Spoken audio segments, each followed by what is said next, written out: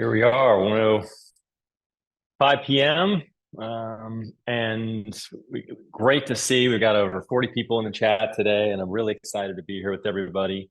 Again, session 6. Hope everyone can hear me okay. And really happy to be back here with everybody, and just, very, very excited about coming towards the end of our course together here. This is session 6, where this is all about questions and diving in with everybody around some of the questions they've had over the last few weeks still, and so again, I'm really excited about what we've been accomplishing. I've been super inspired by the work. Thank you for all of you who are here today, all 45 of you in the chat who have been with me this entire time, and taking this journey with me over this last month. And so let's dive in a little bit. First, I want to lay groundwork that I am still getting through everyone's sheets. There's a great number of people in the course, so I'm really excited to I will spend time in each and every person's sheet and proper time. And so I've got my list together. Please, if again it's fine to continue to ping me if I, for whatever reason, after a couple of days haven't been in there. But I plan to make a lot of progress today and tomorrow on kind of completing the ones that have pinged me about getting into your worksheets. And so thank you for that. Thank you for your patience. And I promise I will make sure to get all through all those today. Indicate in the chat today if you would like some more attention for any particular section, or like I said, go ahead and retag me and stuff today as well, as we go through questions. Go ahead and start putting questions in the chats now that you've had, and we'll answer them all today. And I've got a few things to share, and then it will allow you to ruminate and get those questions together a little bit more. And so let's dive in just a little bit of content. And again, this one is another, we continue on this trend of just featuring some fun Compass history and Compass lore here as examples of elements of how I've thought about marketing related to Compass, and also building out this course. And so these are 3 issues of what we call the Compass Quarterly. And I'm not sure, maybe some people on this call were at Compass when we did these kind of internal kind of company magazine. And the internal creative team at Compass came up with this idea, and they developed these basically company magazines. There's no other way to describe it, really. And the idea was they were really about featuring our customers, our agents. And so you see this kind of spread inside where we're featuring specific listings from agents. And the description on the right of this particular marketing activity is actually language that I had in last week's session. So remember that photo of Rob Lehman and the consultant team. Well, if we think about the same, right, consistent messaging for another marketing activity around the same time, our customers, the top agents, right? Like, this entire magazine is designed for, about, and with agents in mind. It does this. There was obviously no other brokerage that we felt like could do it and did do it in the same way. And the strategy was to show the real people, right? Like this magazine covered the internal team, the stuff we were doing, how our agents were being successful using tools, how their great listings, why they were differentiated and stood out. And so we were specifically talking about what we were doing and how it impacts their business. And we were using memorable editorial photography and design, illustration, and lots of other things to make it happen. And so I just wanted to share another example where the strategy, right, the Zen marketing of what we were trying to do was still consistent, even if it was, in this case, a magazine where it talked about the company, the agents, and their listings, etc. And so I thought a fun way to start us off were those. Put it in the chat if you have any of the old Compass Quarterly issues or remember those. All right. Again, we always like to ground ourselves. We have completed the circle. We've talked about attracting people to our business, engaging with our clients, and then delighting these really important people in our business that we want to really lean into and get more referrals and more word of mouth from, and how to some strategies how to do it. And we put the customer at the center, right? The entire time we've talked about everything that we should be doing is truly understanding who our customer is, who we want our ideal clients to be, how we're communicating and spending time focusing on them, and then the areas and neighborhoods where they live, and that we have an expertise and we can grow that. And so what that does, right? Our system helps us take all this manic energy and kind of distill it down, put it into our circle, and like make it easier for us to make decisions. And then, of course, our brand has to have an element of real estate, but it needs to think about you and your clients. And so I'm gonna start with a story again today, where we, as we continue to think about questions. And I wanted to highlight. I did this last time to end the last session, really trying to show it all coming together, right? Like the flywheel really working, the Zen circle of decision making and the ease around it, helping create a marketing strategy that is easier for you to achieve and actually effective. And so I wanted to highlight this agent. She's based in New York. I've known her for a very long time. Her name is Yesham, and she's actually been, I think, employing the strategy for a really long time. And I'm going to show you the components and why I think that she kind of connects with all the work that we've been doing. And so this is from her site. She's got her simple, kind of focus line down below to share knowledge so you can build wealth through real estate. And one thing I really like about it is the share knowledge, my mission, except take that aside, it's you can build wealth through real estate and the focus there, because it makes it about the customer, right? It makes it about, it's not about her, not about what she wants to do. She's here to service you. She's here to make you rich. She's here to make you successful. She's here to help you build your wealth. And I loved that focus, right? Because it's what we've talked about, like how do we meld what our clients, our customers care about in our marketing. And then Yesham, I wanted to focus on this email that she sends. I've received the email for a couple of years, and I'm a reader of this email. I open it every time, and I read it, the entire thing, every time. And as you see here, she calls it the edit, right? Which is simple, an idea that she's curating and editing a bunch of information for you. Each one has an issue number, just like a magazine, just like Compass Quarterly might. And you can see here that it's every subject line is consistent, right? It's just the change of the email and the different date, but the images change. So she's going out and getting photography done for all during the seasons, right? So whether it's spring, the issue comes out, or summer, or the winter where she's kind of wearing more clothing, it really reflects that time. But but she's always adding, right, to her content and to keep that fresh, interesting. So it's not just the same photo. And she's of course very stylish, and like that's part of her brand, right? Is like showing her fashion and styling. And inside the email is consistent every time. She chooses a neighborhood, right? So she makes it about a specific area. We've talked about a focus that your clients would care about. Okay, like this one was about Tribeca. And for each time she does the issue, she talks about three things: a dream home, right? A starter home, the best kept secret, and then the history of that neighborhood. And it's, that's it. And in each time, right? Like, again, this gets back to like what people really care about when we're sending them content information. This isn't, hey, this is my just listed, property. This isn't like something, it's like, let me tell you about a dream home in this area. Oh, my interest is immediately piqued. Well, what if I can't afford that? You know what? Here's the best starter home that I've seen in the market. Here's the breakdown of why it's, in this case, it's a rare, fine, authentic loft space in this condition, size, and price point. It just doesn't happen. It's rare to find it.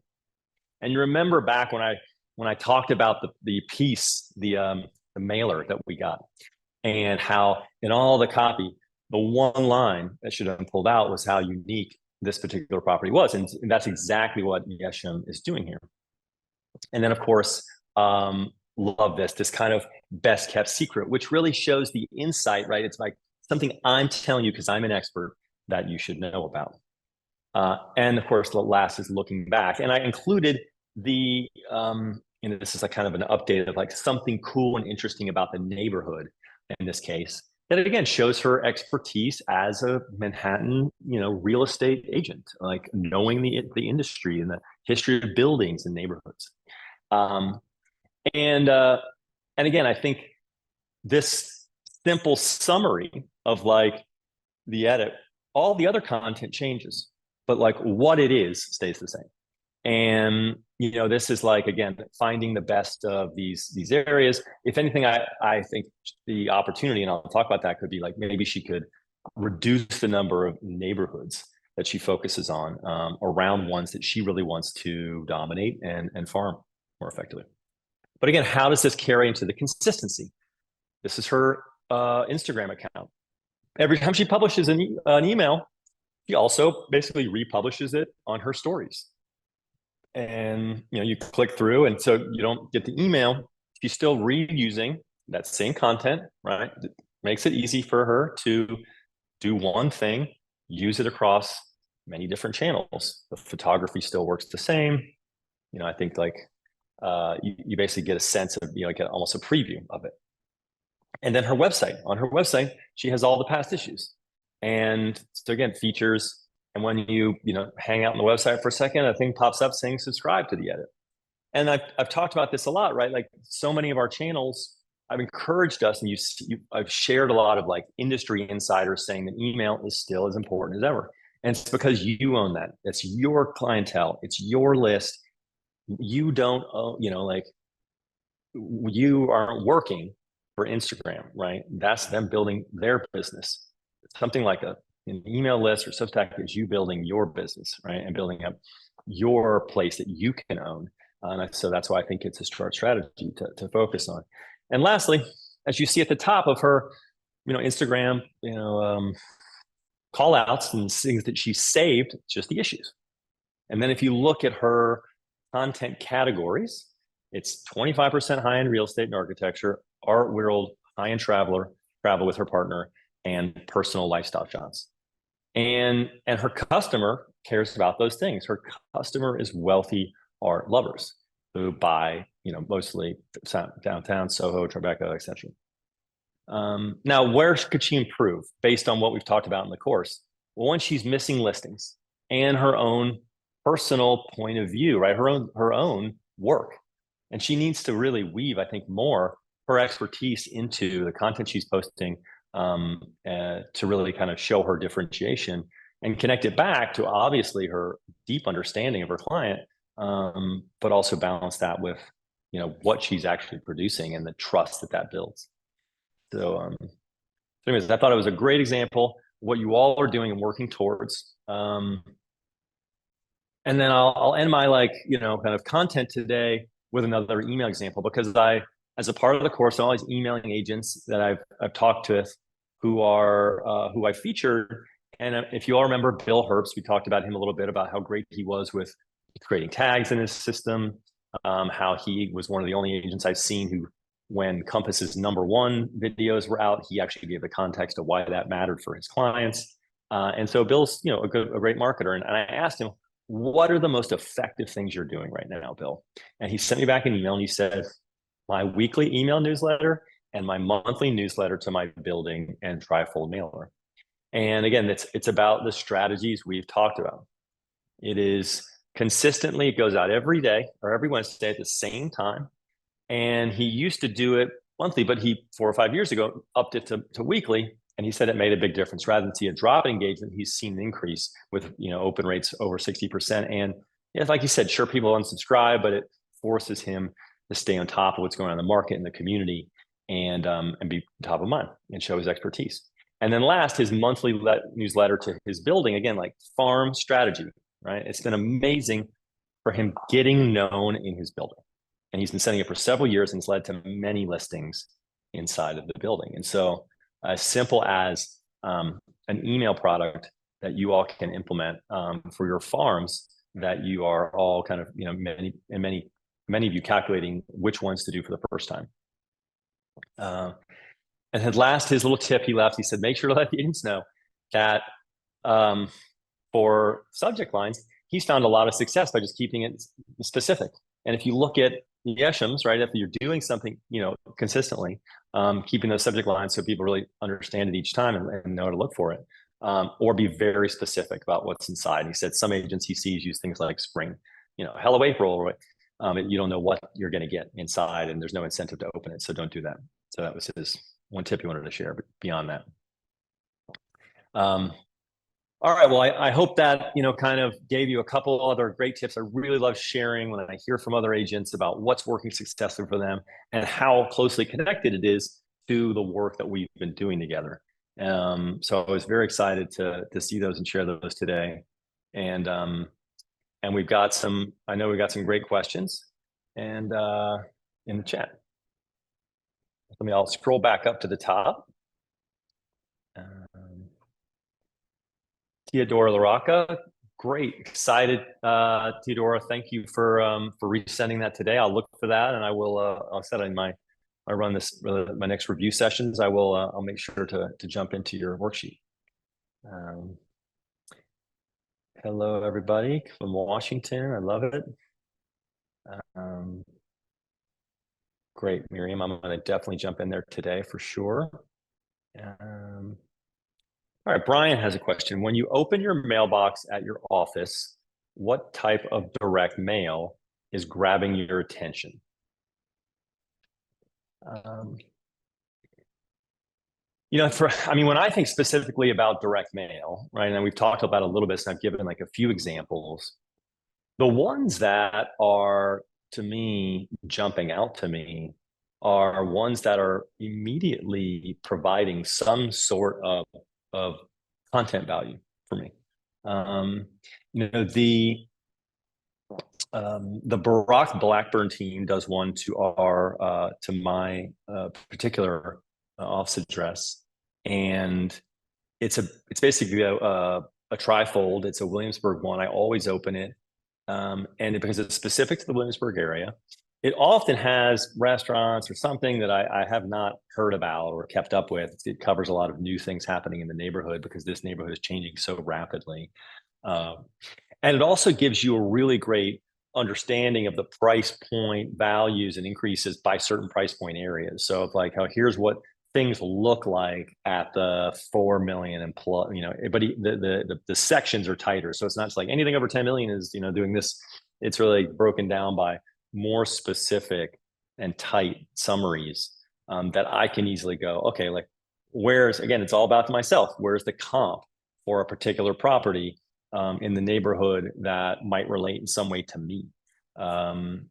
So that's one that I think is great. I think other direct mail stuff, I always, the handwritten notes and things like that, if I get that from someone, it is incredible. It is so differentiating. It feels so good, so different.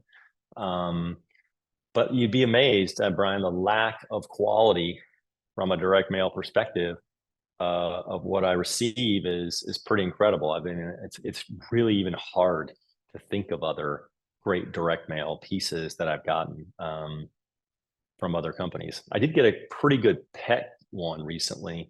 Obviously, what do I care about? Knowing the customer a little bit. It really broke down, a lot of things about like the area, benefits for this particular product, for the health of my particular dog, et cetera. And so it was like, it felt more customized. And so that one was probably another example. Hope that's helpful. Great, Tara. I'll put you all to that today as well. Great, Laura. Adore everyone. Hey, from Martha's Vineyard. Wow, it's a very nice place to be, Peyton. Love that. Where can I find the recordings? Miriam's asking. They will be, so they're all like YouTube links, private YouTube links now. I will make sure that when we send the follow-up emails, there's still some stuff that I'm owed to the group, including some social media like posts and things like that we're working on next week. And so when we send that email, we'll make sure to include them there. But at the end of this, Miriam, I'm going to go into my notes, and I think I have all the YouTube links. I'll just share them in the chat today as well for everyone here, so I'll have them. Very great. Yes, Bart remembers them, and yes, Sophie, absolutely. I know you do. And Matt, they should have released the marketing vendors list last week to you. I will make sure that sheet is sent out. That is an ongoing kind of like living document that I'll be continuing to update as I talk to more marketing advisor, team members. And I plan to continue to keep that fresh. One of the nice things about being in the first cohort for this course is I'm going to continue to work on improving this. And that marketing resource document, I will be working and kind of being inside that same document ongoing. So you all should bookmark that when you receive it, because I'll be continuing updating it with notes, experiences maybe that I have with particular vendors. So it will definitely be a living document for all of you. And Matt's also asking, how paramount is being on video to marketing nowadays? Not very comfortable on camera, but I feel like it will get left behind without adopting it. Well, I think, listen, I think everyone should do things that are comfortable with them, but also you should be doing some stuff that gets you out of your comfort zone a bit. And what I like to think of is, what are some things you can do to, again, quote unquote, put yourself on video that are more comfortable, right? A couple examples. There's a bunch of videos I think that do a really wonderful job out there, a bunch of series, and even ones that I've shared on my own account, where you're kind of like, you're commenting on another thing or another video, or it's like, very easy kind of like green screen style, where your little person's in the corner, you are, and then you're talking through and commenting on a particular thing. That's a little less intimidating, I think. It's less intimidating than like, hey, I'm the full screen, look at the attention on me, I'm Matt Reed, etc. And so that might be an opportunity, Matt, for you to look at. It's one of the standard, ways to create videos inside of Instagram. It's one of the filters, very easy to use and figure out.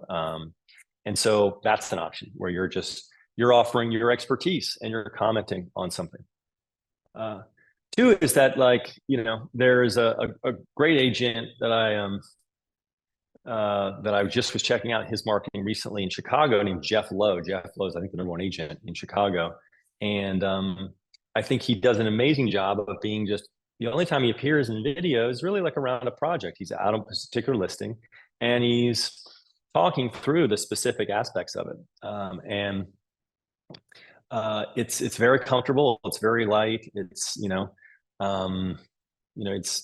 it doesn't require necessarily like coming up with, different content and videos and scripts. He's obviously got amazing listings, and a deep knowledge of Chicago and the area, which I'm sure you do for your same thing for your area. So I would encourage you to try to do a few things a year, right? So get into just doing one thing that you find is, a relatively easy thing, and do it once a month and get started. And I think what you'll find is that people will be excited about it. They're not going to be like, oh, Matt, you're not good at this. No one's thinking that way. Everyone's actually encouraging that. Now I'll end with this idea that I think Peyton Walls, who's in the chat today, shared a comment in his worksheet today and a question. He said, he was looking at some other agents and he thought, there was some firms in New York that he really thought were doing a great job, some teams, and they didn't really feature themselves too often in the work. They just focused on the super high-end, beautiful listings. And I said, again, like, getting back to basics, the most beautiful, incredible listings and the amazing high-level architectural level photography needs to be a huge part of what you're doing and in the foreground. And so, as you're seeing, that's what the best teams are often doing, even though they are very much imbuing their personality into it.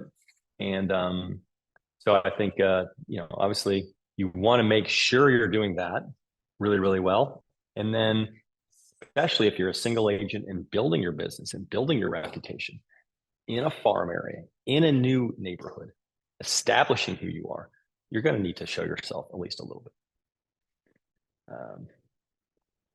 Okay. It was a relatively long-winded answer there, but hopefully that covered everything you were looking for there, Matt.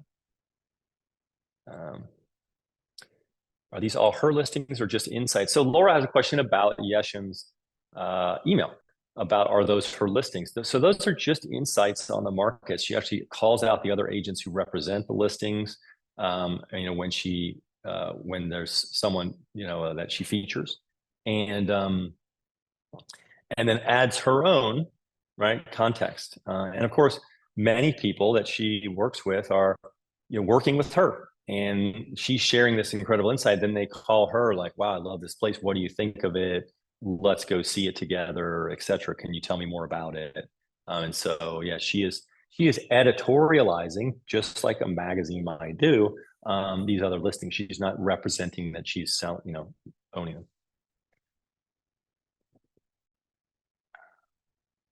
Georgina had the same question. So yeah. Any recommendation for how large a farm should be for a mailer list and how long it takes before you start to see results? I mean, I think you just gotta you gotta go in for a year at least, Matt. I think like minimum. I think many great farms, and Brian and Jason have been this kind of great contributors and examples throughout the thing. And full year, been in the same farm for 3 years, and they've seen growth each year, but it's a minimum year to start to see any results, and you've really got to be concentrated and focused on that time. And then the farm size should vary based on what the level that you think that you can handle from a budgetary perspective. But you want to grow the doors, right? You want to try to focus on, hey, do I just focus on a subset of the houses, a very more focused area in the area, and maybe it's a couple hundred homes, and then grow up to maybe 400 the next year, got to go to 800 and double it each year. I think that's a great potential focus, or you 200 for the first 6 months and then try to grow to 400 or 300 by the end of the year kind of thing. And so stabilizing and growing and starting to contribute to the area, be known, start to get some responses from people, etc. It's a long-term process, but one that's the best way to eventually scale your business.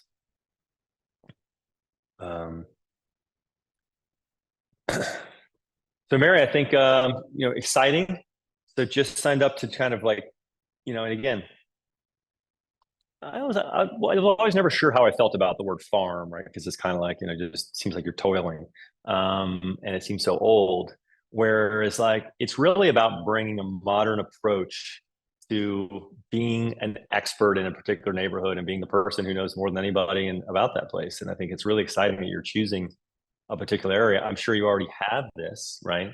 And so now it's letting everyone else know this is your focus. This is where you're, that you are the expert. Just like Bill said, 3 years of sending emails to his building, and gosh, I mean, he certainly knows the building. He's lived there, and so I'm very excited to hear that.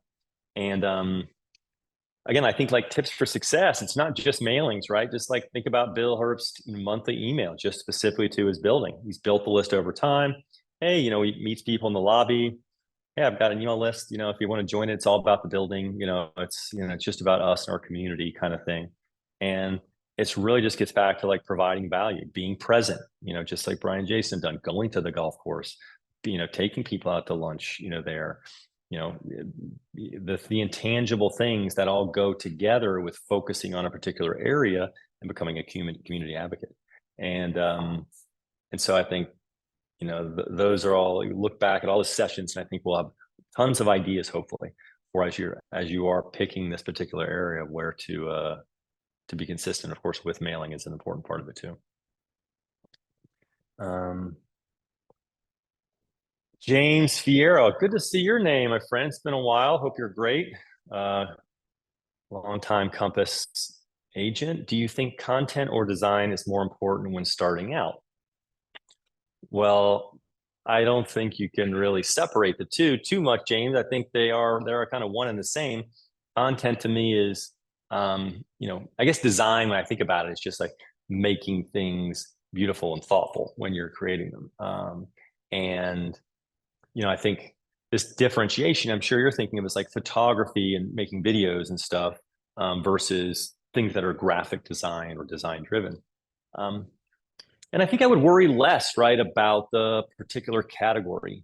And when you're starting out, you want to make things that are telling your story in a highly elevated way. So if you're, hey, let's just start out with amazing photography of our apartments, where I'm going to spend more than I've been spending on certain listings that I know look amazingly architectural, beautiful, that I'm going to be featuring again and again.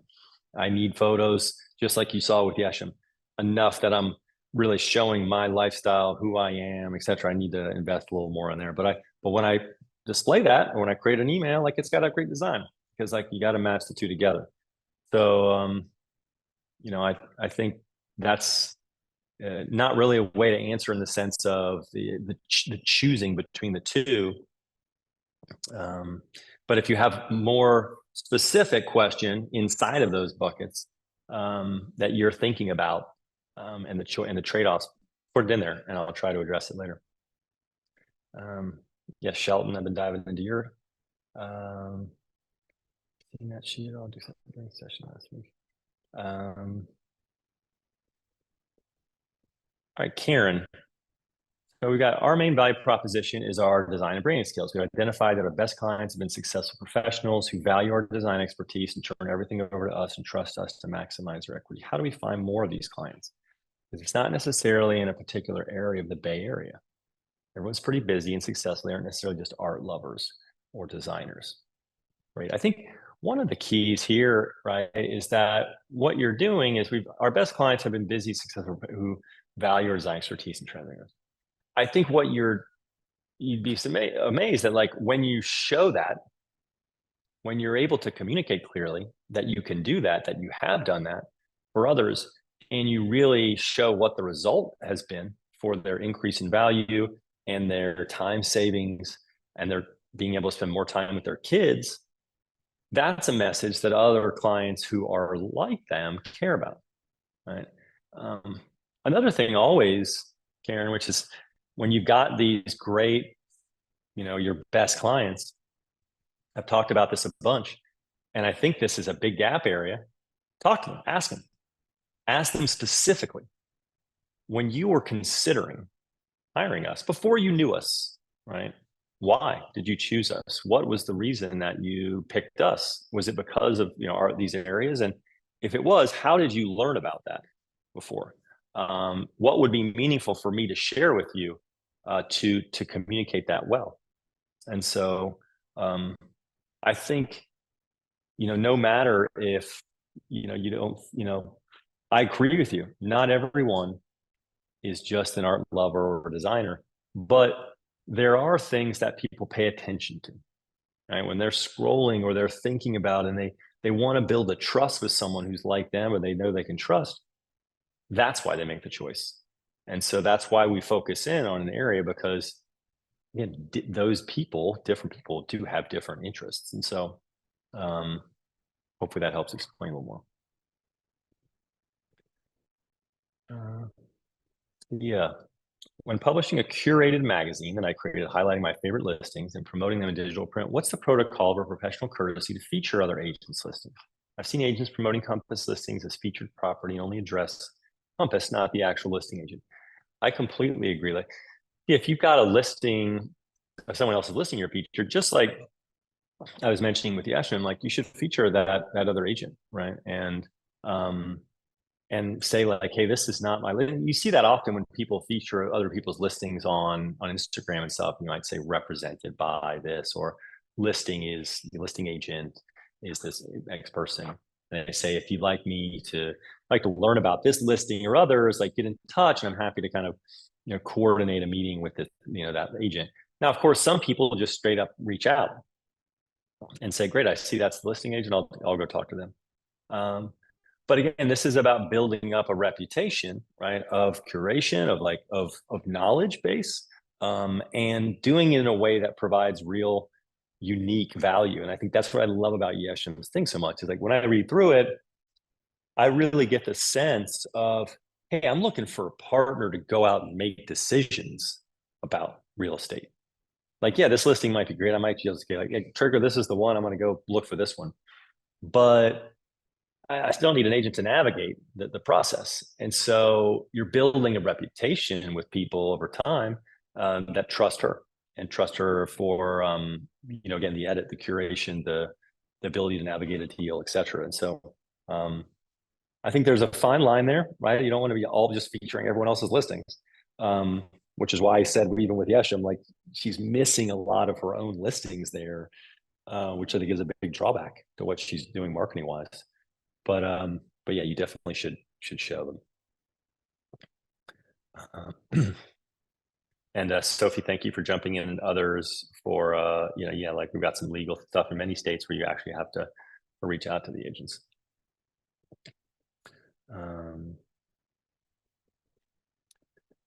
This is my, for everyone who's looking, who wants my direct email, it should be tagged inside your sheets, but I'll make sure it's in the chat here as well if people want it.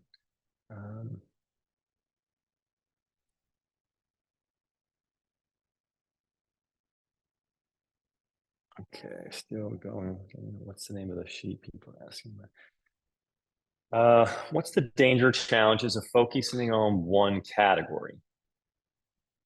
Example, seniors moving from single home families to senior living facilities or communities. Well, I think that, again, it gets back to,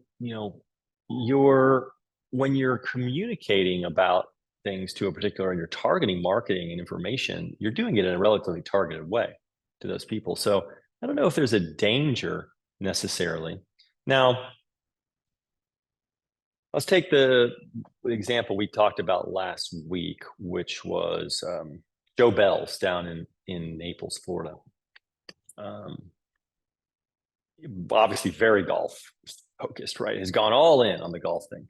Now, someone who's not a golfer, a golf person maybe, or cares about golf, I mean, maybe they're not going to go to Joe Bell's. Maybe that's the thing. They're like, oh, you know what? I really care only, I'm really interested in design and mid-century modern architecture. And I'm looking for that thing in Florida somewhere. Joe doesn't seem like my person. And so they might not go to him. And I think Joe knows that, and he's probably extremely comfortable with that, right? Because he's built a really big business doing what he knows and what he loves. And so I think the danger is on the other side, more than it is on the focus area.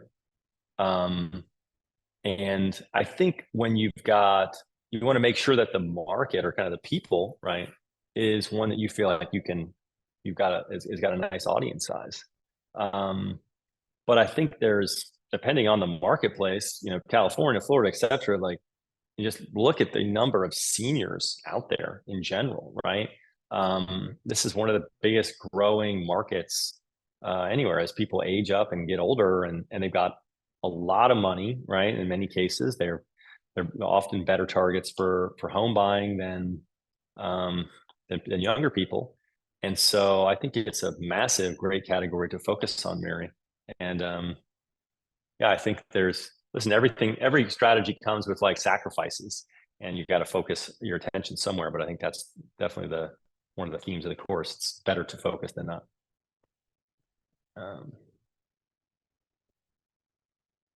Great.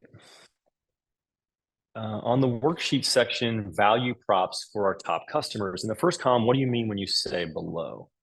Oh yeah, sorry, Wayne. There was a chart that I included in the initial template, which was like a graphic in blue that said, like, is someone a beginner or like just looking, or considering, etc.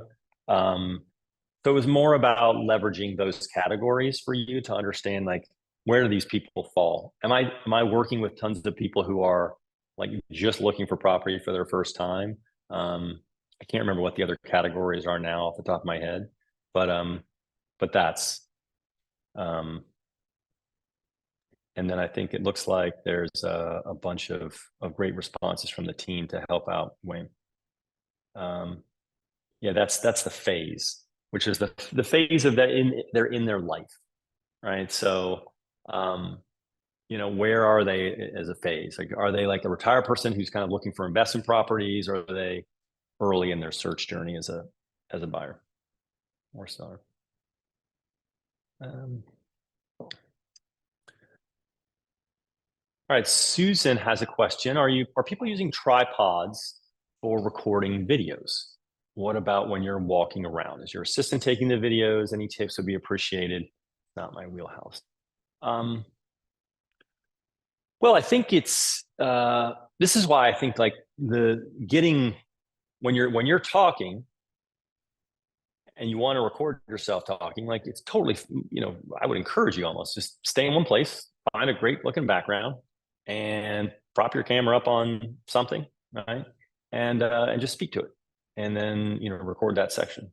I think for having like a little simple tripod, like many people like take that around with them. They've got something they can like attach to an area that kind of stabilize their phones just to, balance it or whatever, something that's easy to carry around. I think it's always great to have. But many people have have assistants taking videos. It really is dependent on your resources, Susan. I think it also is dependent on what type of video you want to make. And so if it's a home video, like you want to hire some sort of person to help make that look great. If it's just, again, something about the market that's going on right now, you want to share your expertise, you want to talk to someone who you're with, that stuff is fine to do pretty, kind of just using the regular camera and recording them and recording yourself on the video by just having the camera sit somewhere and talk to it. Because again, I think I talked about this and showed a bunch of examples, is that especially for Instagram today, many of the people who have grown huge audiences don't have the highest production value on their videos. They're just offering great insights, and they're doing it in the same way again and again and again consistently. Like that gentleman sitting in his car, who's the lawyer who shares some great insights from his job and that people start to care about. So, yeah, I think hopefully that's helpful. Kristen's asking, can you revisit the opportunity to contact professional firms such as divorce attorneys, financial advisors, tax accountants, and architects on a value proposition for referring us to their clients for real estate needs?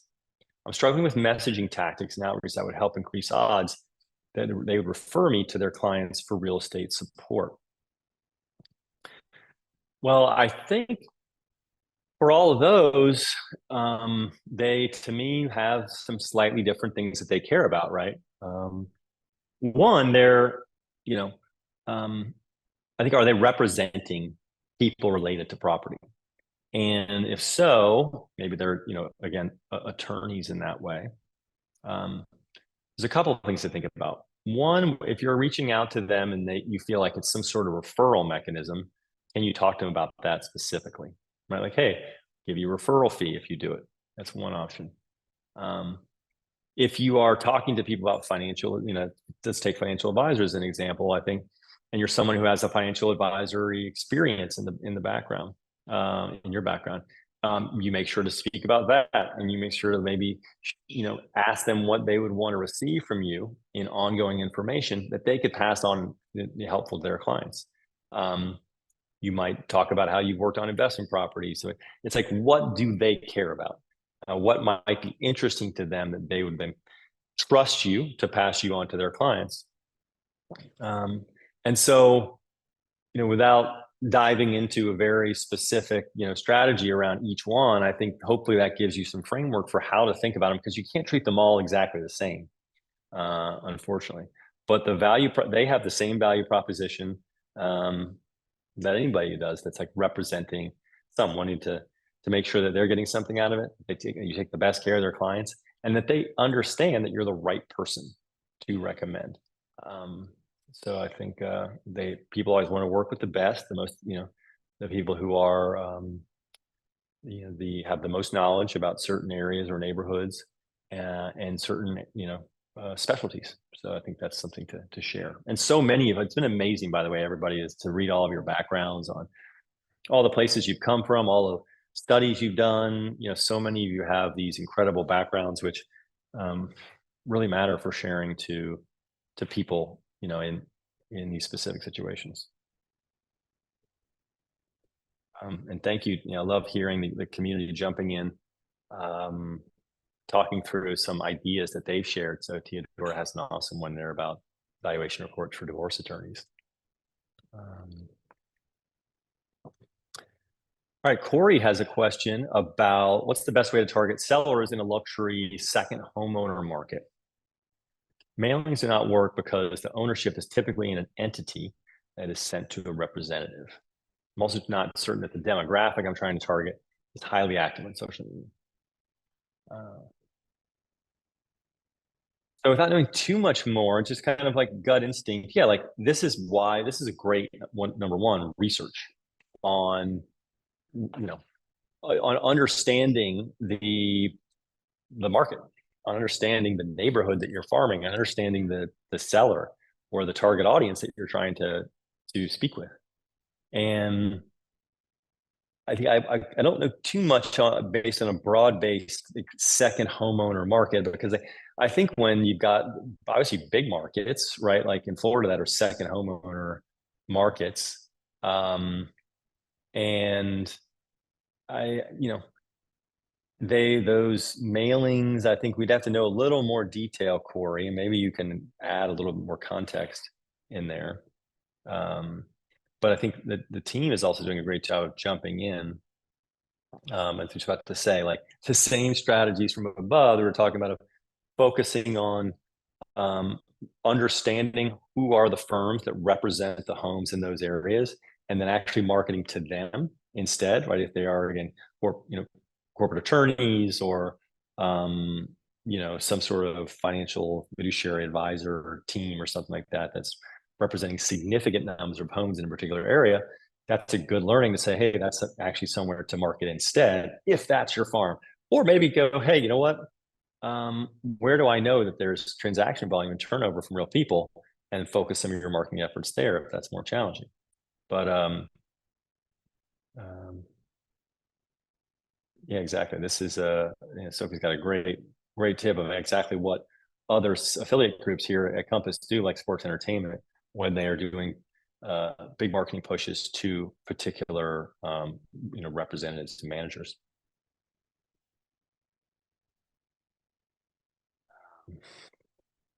So yeah, sorry if I've missed any Compass email pings on the worksheets, but I'll jump in for those.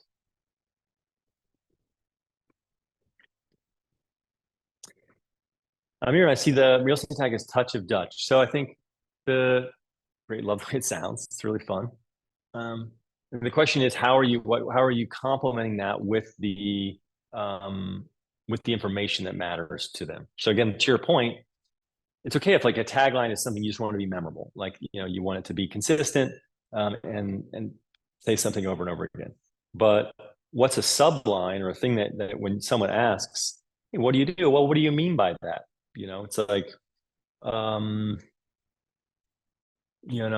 am an expert in,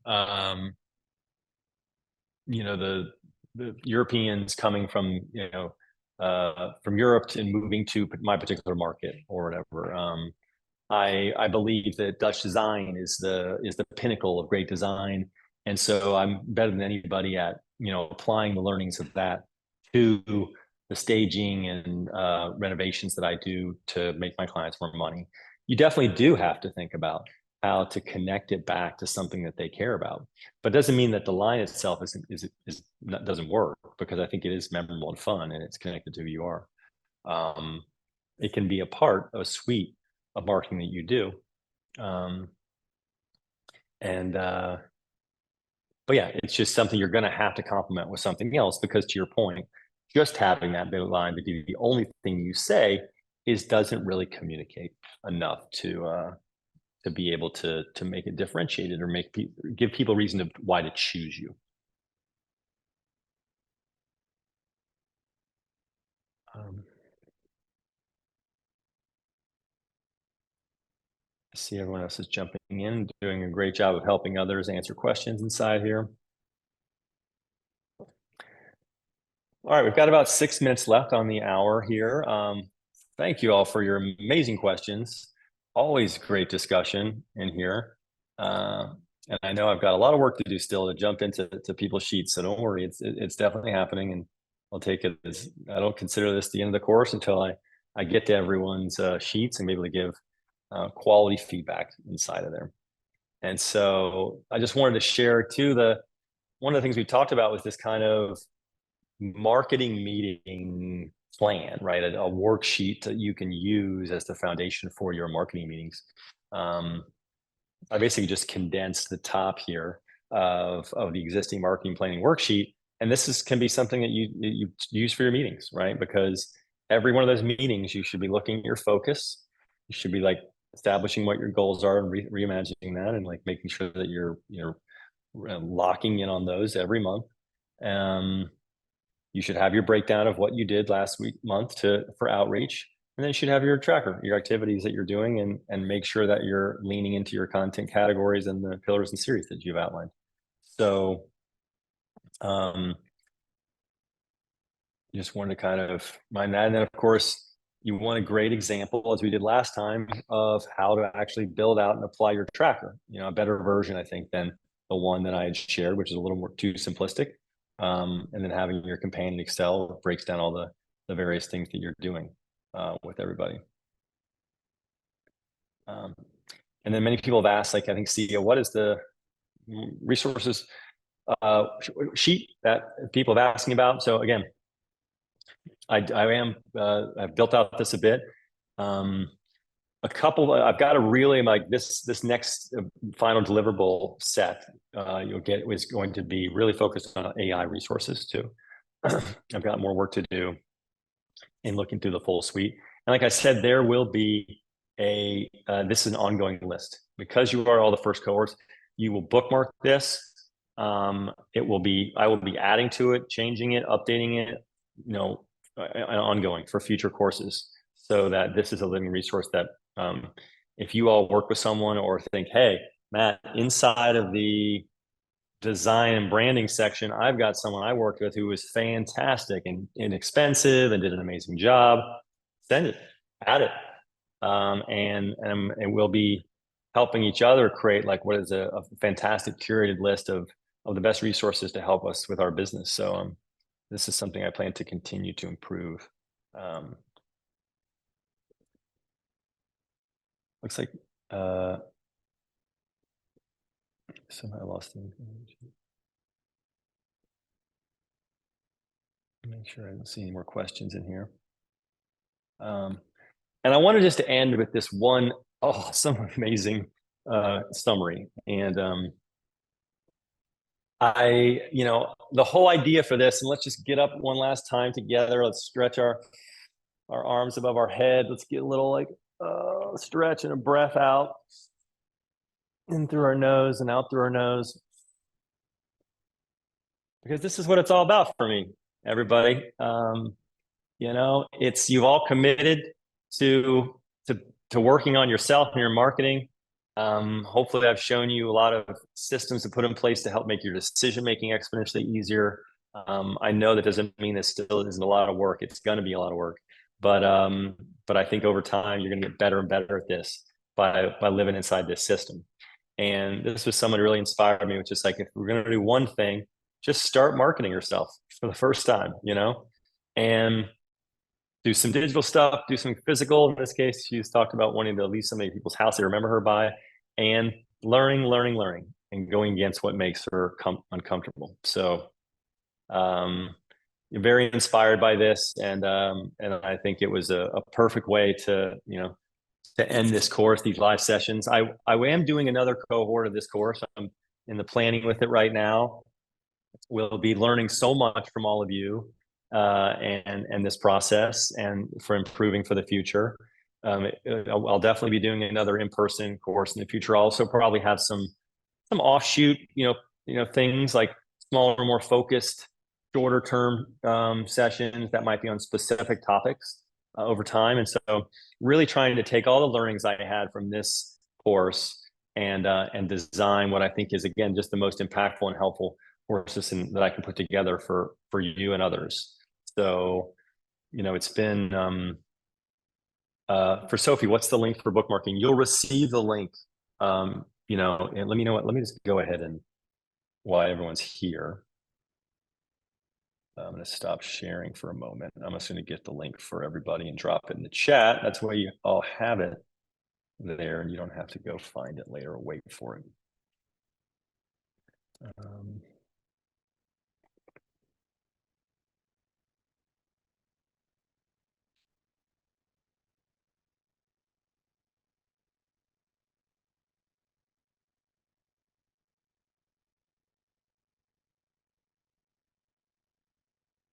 Okay, this is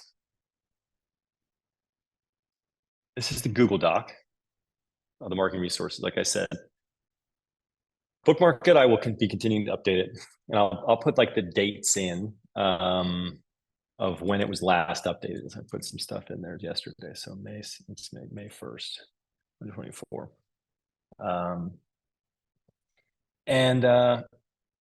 And great. And then we'll also include that in links to the final emails. And like I said, this as I look through the final deliverables, I still have to put together some great examples of social media content for everybody, and we'll do that in the next week or so. And so yes, so thank you, Peggy, for asking us. I definitely will be doing some more future stuff, and hope to see you all again. And thank you for the kind notes and thoughts and feedback. There will definitely be a survey that goes out to all of you as well, just to ask you, again, like what were favorite parts, what could be improved. I'll learn so much from that and all of you, and always feel free to send me direct emails. So you all have my email address. I dropped it in the chat to if you have any ideas. And kind words are always loved, and tough feedback is always very welcomed and encouraged. And so yeah, first time doing this in this way with everybody. And again, just love you all. Thank you so much for the commitment, for the time. Looks like Laura has one. Does she have her hand up for a question? Or she's just saying bye, maybe. The link isn't showing. Hold on a second. Let me make sure the sharing is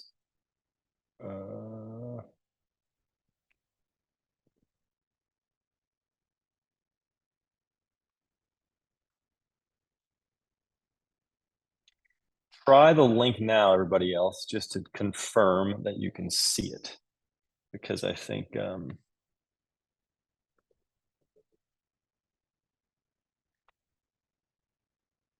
not working. Okay, access updated. It's just not posted. Oh, it's not posted in the chat yet. That would help. Hold on a minute, everybody. Oh, I'm sending that. That's my bad. That's a direct message. Everyone in the meeting. There we go. I think I sent people accidentally sent direct messages to people. Great, that works.